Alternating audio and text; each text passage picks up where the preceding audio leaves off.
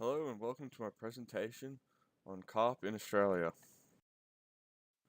What is the problem? So the problem is the invasion of carp in Australia and their future. The CSIRO and government are planning on releasing a strain of herpes virus to control the carp. After 8 years of research, the CSIRO is convinced that the virus will only kill off the European carp and will not affect any of the other fish species. There is much controversy surrounding this, as the public are not quite sure that this is the best and safest method to control the carp and agree that more research is needed before the release of a virus into waterways should be done. Why I chose this issue. I chose this environmental issue as the future of carp is of deep interest to me.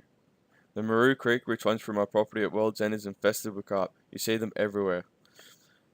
And it makes the water really turbid. It makes me wonder what the creek would be like if the carp were not there. This issue, of course, does not just affect me, it affects everyone in the unique place which we call home Australia. The damage carp have done and are doing needs to be controlled, and we as a society need to make a choice on how we are going to achieve this. This presentation. I chose a PowerPoint presentation as it's short and simple and an effective method of communicating a message via a video. Goals. The audience I hope to reach is people who will be directly affected, people who have water infested with carp on their property, and people who rely on waterways for jobs. More people need to know about the release of the virus, the impacts it could have, and what their opinion is on what the biocontroller carp. Here we can see a picture of Carpageddon, so this is just how bad it has become. What is the European carp? Here we can see a picture of a carp, it just looks like a normal fish. However, it is a superfish. Carp have a wide tolerance for high temperatures, salinity, low dissolved oxygen, have a broad diet, rapid growth rates, and early sexual maturity. They are related to the goldfish and koi, and they can actually comprise up to 90% of the fish biomass in an area. Reproduction. Under suitable conditions, carps are highly prolific. They mature early as 1 year for males and 2 years for females, and the females produce large numbers of sticky eggs, up to 1.5 million each. Diet. Carps are omnivorous and their diet varies depending on what is available. They consume a range of small food items such as mollusks, crustaceans, insect larvae, and seeds.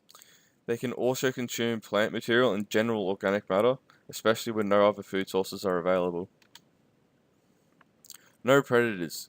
Carp are relatively safe in Australia with there not being too many predator fish and predator birds eating the fish. Only the small carp will get predated on. How carp came into Australia. Carp were introduced into Australia around the mid-1800s, where the populations remained fairly low and steady until the introduction of the Ballara strain in the 1960s. Pet and ornamental fish were released into dams and waterways, and Chinese people released carp for good luck. Carp damage.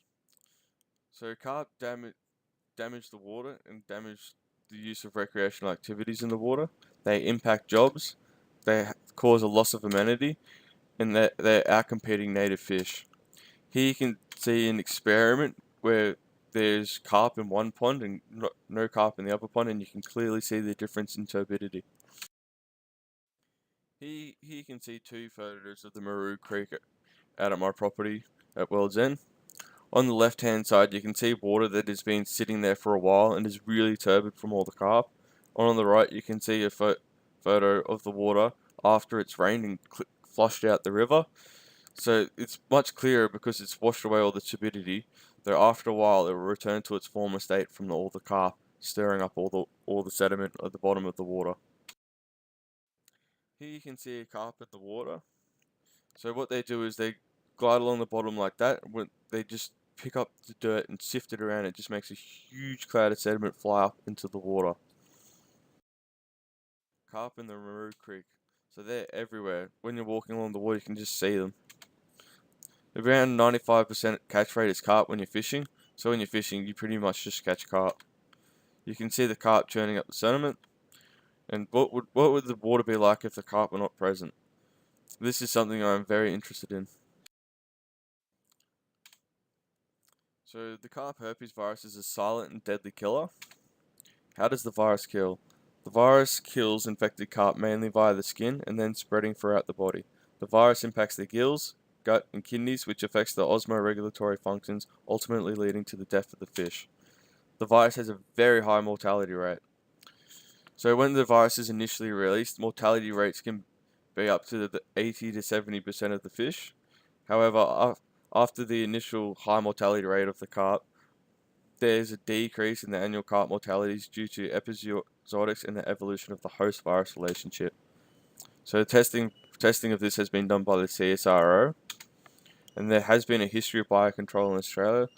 So such viruses as the myxomatosis virus, which was released in Australia to control the rabbit population, has shown that the viruses can be used for biocontrol successfully in Australia. Risks. An issue of great concern is whether the virus will mutate and be able to change its host range. However, there is little evidence to support this, as the past biocontrol viruses have had no changes in host range, such as the myxomatosis virus, which was released in Australia more than 60 years ago.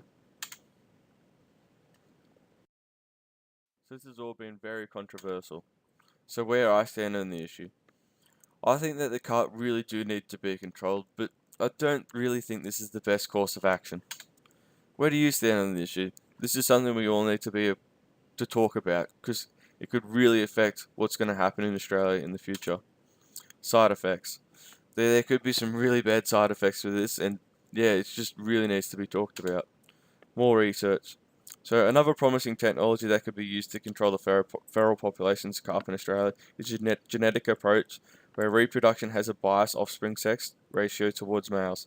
This alternative could lead to a more sustained approach to carp populations, or could be used alongside the virus to maximize short-term and long-term success of carp populations. So this is just one better method, but there might be more better methods out there that should be implemented. Thank you for listening to my presentation today.